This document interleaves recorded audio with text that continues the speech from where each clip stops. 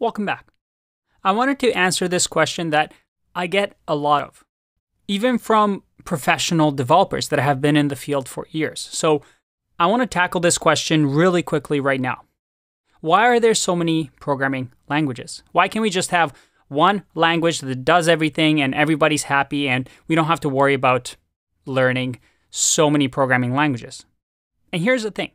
In your career, you don't need to know 5, 10, 8 languages. No, you can be a really successful developer, programmer, with just one language, just finding that speciality of yours. And programming languages like Python, Java, and JavaScript offer a lot of opportunities where you don't need to learn another language. But why are there so many languages? If we go to Wikipedia, these are the list of programming languages. And if you're looking through here, you should be intimidated because there's no way in your lifetime you're going to learn all of these. And, well, you won't. Most likely, you're going to learn 1, 2, maybe 3 languages in your entire lifespan or career as a programmer. And different programming languages are good for different things. Just like we have different tools to, let's say, build a house. You can't just build a house with a hammer. You need different tools that are good at different things to assemble what you want. So it's impossible to build one ultimate language when we have so many applications, so many mobile phones, so many computers, so many devices like cameras. So you have low-level languages that we've talked about, like assembly code or C. And then we have higher-level languages like Python and JavaScript. Now, here's the thing.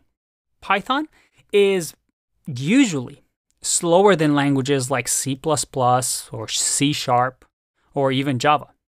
And we don't need to get into technical details here, but I do want to tell you about a trade-off.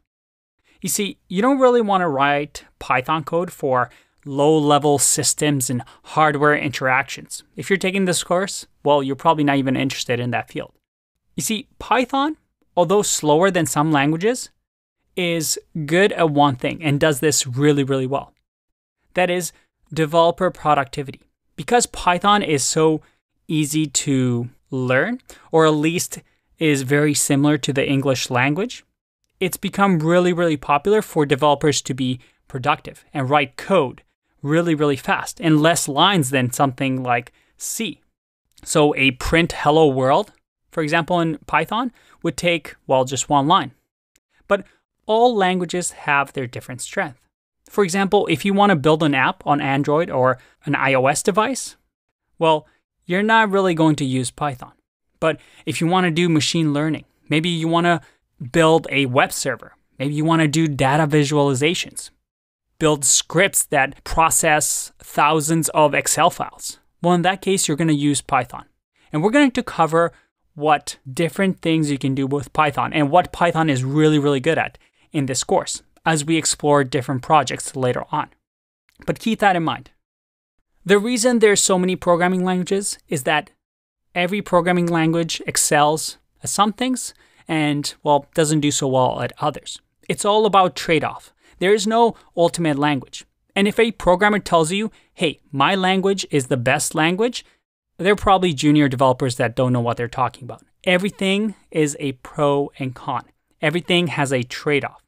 And as programmers, what really good senior programmers do is being able to detect what these pros and cons are and what tool to use for a specific problem. Something that throughout this course, I'm going to try and teach. I'll see you in the next one. Bye-bye.